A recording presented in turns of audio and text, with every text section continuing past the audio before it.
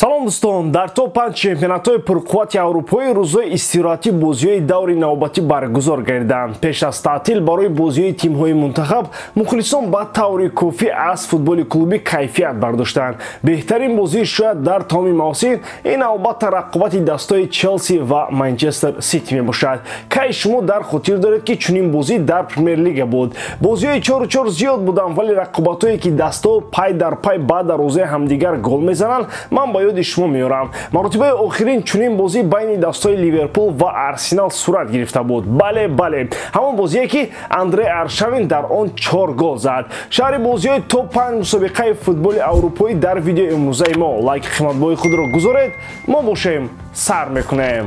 Барои ғолиб омадан бо ширкати дуруст будан лозим аст. Vios ин коэффициентҳои баланд аз букмекерҳои топи Осиё мебошад. Дар сомонаи Vios дар як лаҳза саҳифаи мустақим боз кунед. Дар Vios худро нонавис карда бо крипто депозит гузоред ва чунин имтиёзҳоро соҳиб гардед. Бонуси аввалин барои депозит дар ҳаҷми то $150. Илован барои шартбандӣ дар варзиш Vios ҳар моҳа кешбек медиҳад. Барои гирифтани крипто бонус аз ссилкаи дар комментария буда маълумоти бештар пайдо карда метавонед. Vios ин боэътимод аст.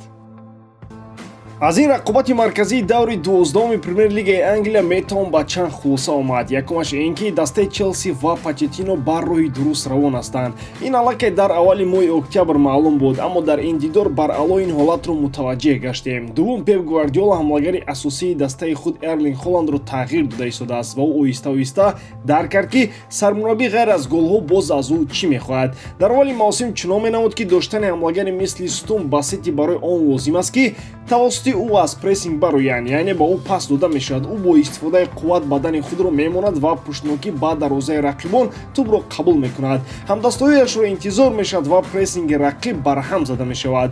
Дар голи дуввуми Эрлинг мо истифодаи ин тарзи бозиро дар сатҳи олӣ дидем. Ҳама аз баровардани тӯб аз тарафи Бернардо Силва оғоз шуд. Холланд тӯбро пуштнокӣ ба дарвозаи Челси қабул кард, онро ба Алварес дод ва худ ба дохили ҷаримагоҳи рақиб рафту гол зад. Трансформация яъне тағйирёбии Холланд ва мутобиқшавияш бо он чизе ки Пеп мехоҳад хуб ҷараён дорад. Ғайр аз ин Гвардиола ҳарчи бештар ба бозии прагматикӣ таваҷҷӯҳ дорад. Бозиҳои ӯ ба шохмот ва бо комбинатсияҳои хеле зиёд мубаддал мегардад ки дар он ҷолибият кам дида мешавад. Дар ҳамин як бозии алоҳида Почетино бар Гвардиола дастболо шуд. Медонед аз кадом ҳисоб? Гвардиола бо тағйиротҳои худ мехост на танҳо бозиро идора кунад, балки бештар ба хатти дифоъ шинаду идораи тӯбро ҳамчун силоҳи нигоҳ доштани ҳисоб истифода барад. Челси хуб пай мебурд ки дар роҳҳои махфӣ ҷустани имконият ва тактикаҳои печон ба Сити баробар шуда наметавонад. Онҳо ба истилоҳ перестрелкаро тирборонро оғоз карданд. Ба Гвардиола контр лозим буд, ба Почетино хаос. Почетино тавонист бозиро ба хаос расонд. Ва чизи охирине ки дар бораи ин бозӣ гуфтан мехоҳам он аст ки Палмер чӣ гуна бо оромӣ пеналтиро иҷро кард. Баъд аз бозӣ дар нишасти матбуотӣ Хосеп Гвардиола дар баробари дигар суханҳо сабаби рафтани Палмерро ҳам ишора кард. Ман ба Палмер чунин гуфтам: Рияд Маҳрез рафт, акнун барои ту имконияти бештар дода мешавад. Палмер дар ҷавоби ман ишора кард ки не, ман намехоҳам дигар ин ҷо бозӣ кунам, меравам. Ман ӯро ҷавоб додам.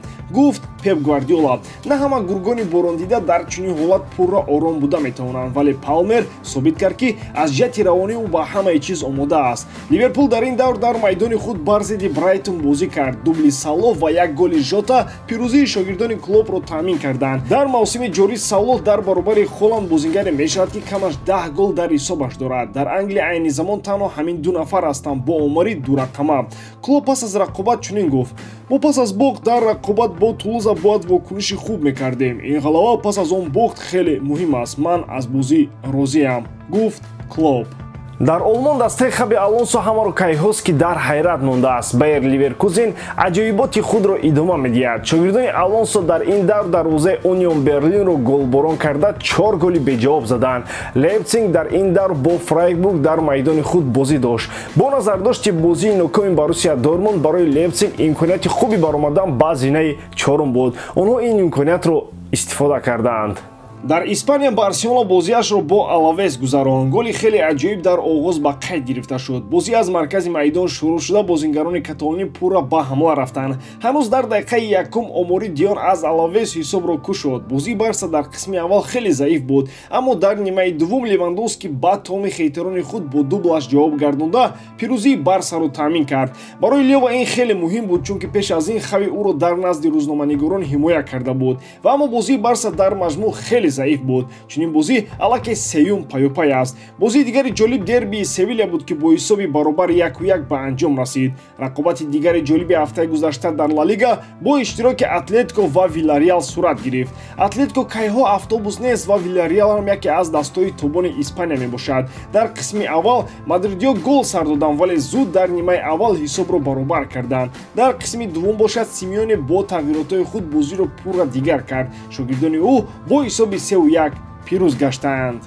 аз бозии суперҷаи Италия метавон шармандагии Наполиро ишора кард. қаҳрамони феълии серия А дар майдони худ аз Эмполи бо ҳисоби 1-0 шикаст хӯрд. мухлисони футболи Италия аз дерби Рим бозии пуршиддатро интизор доштанд, вале Рома ва Латсио бозии худро бегол ва бе имкониятҳои голзанӣ ба анҷом расониданд. Интер барои баргаштан ба зинаи аввал бояд Франизониро шикаст медод. барои шогирдони Инзаги ин кори душвор набуд. онҳо бо ҳисоби 2-0 дастболо шуда ба зинаи аввал баргаштанду Юверо аз худ қафо партофтанд.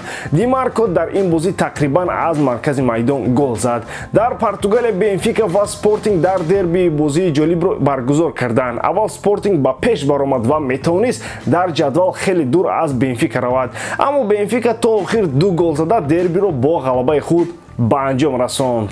ба ҳамин тамом боридарам ки ҷодкории ман ба шумо писанд меояд. лайк, комментария ва дар канал обуна шуданро аз ёд набароред. бо шумо мисер вақта Муҳаммад Гайров. хай бародарон, дар паноҳи Аллоҳ.